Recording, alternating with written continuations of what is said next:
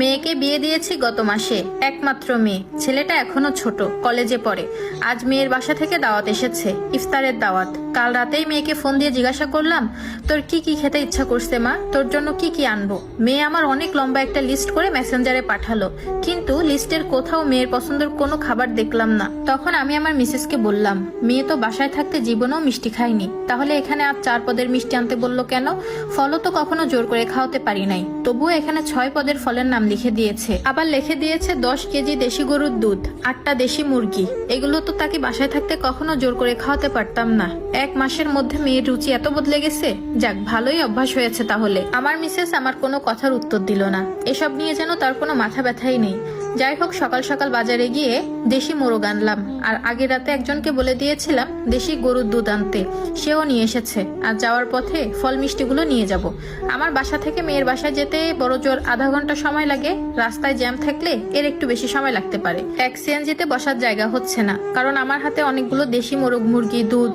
এগুলো নিয়ে আমি একটা সিএনজিতে বসলাম, আর মা আর ছেলেকে অন্য একটা সিএনজিতে উঠিয়ে দিলাম। রাস্তা থেকে যাওয়ার পথে মেয়ের লিস্টে থাকা ফলগুলো নিয়ে নিলাম। আজ আমার অনেক আনন্দ লাগছে। মেয়েটাকে কতদিন পর দেখবো, কত শত কথা জমে আছে। ছেলেটার থেকেও মেয়েটাকে আমার বেশি আপন লাগে। ও হওয়ার সময় বারবার আল্লাহকে বলতাম, আল্লাহ আমাকে একটা জান্নাত দিন। অবশেষে আমার মেয়ে আমার ঘরে আসলো, ওর নামও রেখেছি আমি জান্নাত। মেয়ের বাসায় যেয়ে নক করতেই বেআই সাহেব দরজা খুলে দিল।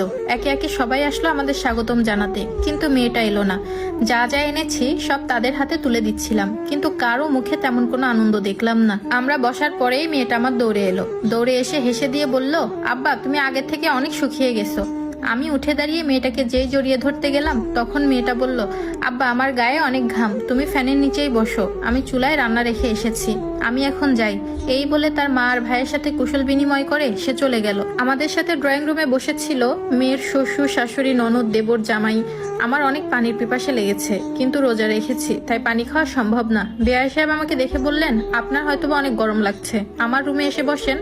আমার রুমে এসি লাগানো। রুমে আসার পর দেখি এসিতেও ঠান্ডা হচ্ছিল না, আর ওদিকে আমার মেয়েটা এত গরমে রোজা রেখেও একা হাতে সবার জন্য রান্না করছে। তাকে হেল্প করার মতো কেউ নেই। আসরের নামাজ পড়তে যখন সবাই অন্য রুমে চলে গেল, তখন মেয়েটা আমার কাছে এসে বলল, আব্বা তোমাকে না বলেছিলাম 4 পদের মিষ্টি আনতে, তুমি এখানে 2 পদের মিষ্টি এনেছো কেন?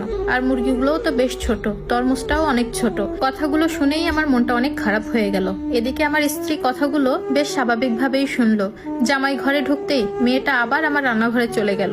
এই মেয়েটার জন্য আমি জীবনে কত কষ্ট করেছি। সবার আগে বাসায় ওর রুমে আমি এসি লাগিয়েছি, কিন্তু মেয়েটা আজকে মাথার ঘাম পায়ে ফেলে সবার জন্য রান্না করছে।